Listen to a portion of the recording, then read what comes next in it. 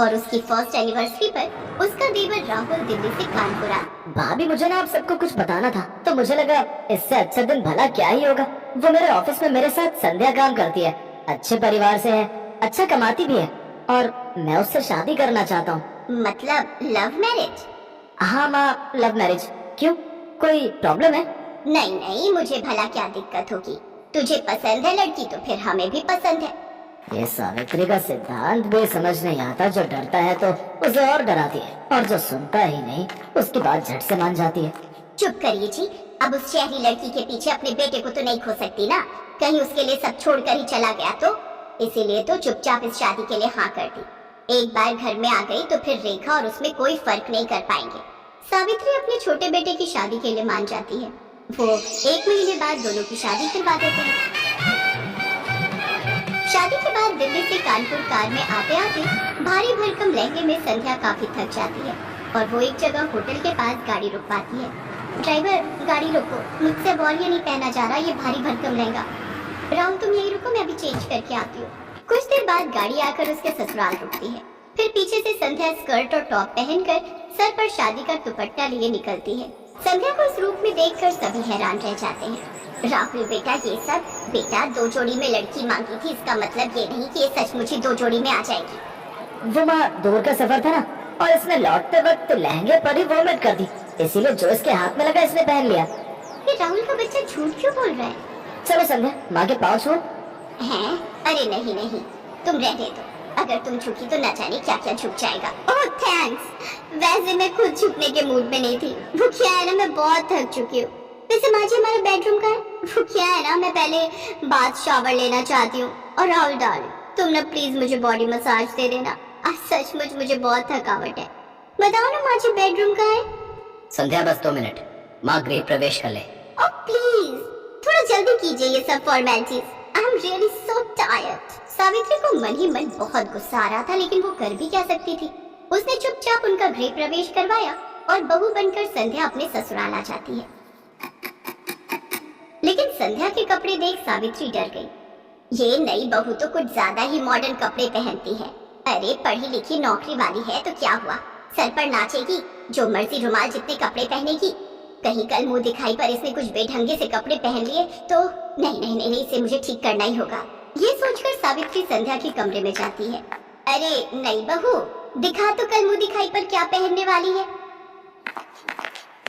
ये वाली साड़ी कैसी है माँ जी?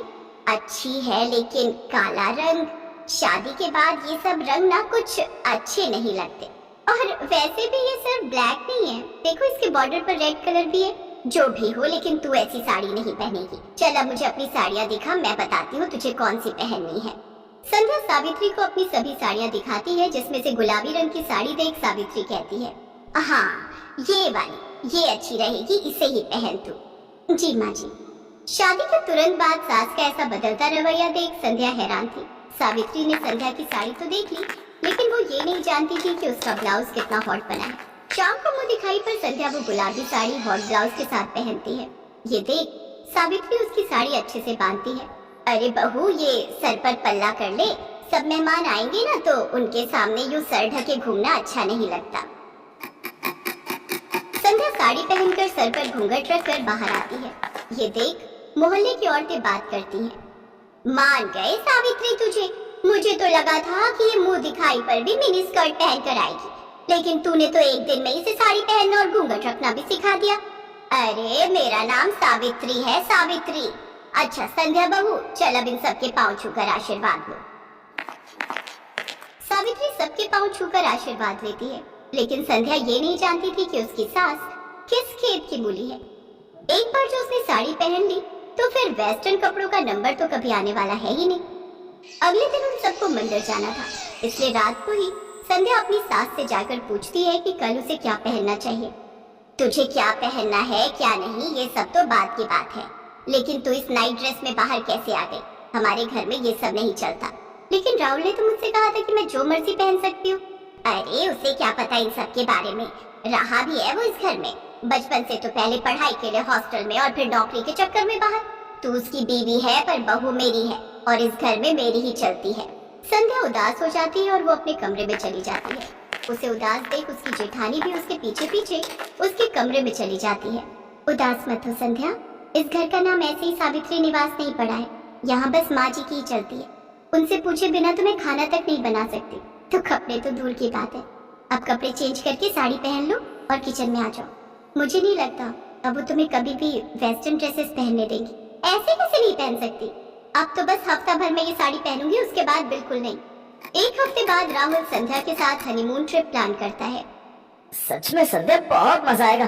कश्मीर सच में बहुत खूबसूरत है। अच्छा, अब तुम पैकिंग कर लो।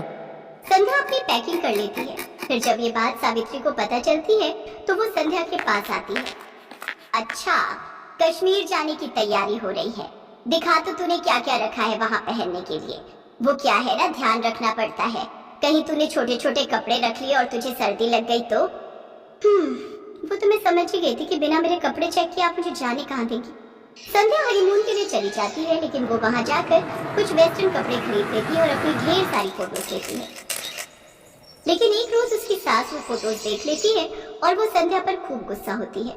लेकिन तभी वहाँ सावित्री की सास रत्ना आ जाती है, जो काफी बूढ़ी होती है। लेकिन उन्होंने भी टी शर्ट और पैजामा पहना होता है, साथ ही चश्मा भी लगाया होता है। बताओ भला क्या बुराई है इन कपड़ों में? मुझे देखो, मैं क्या इन कपड़ों में बुरी लग रही हूँ क्या?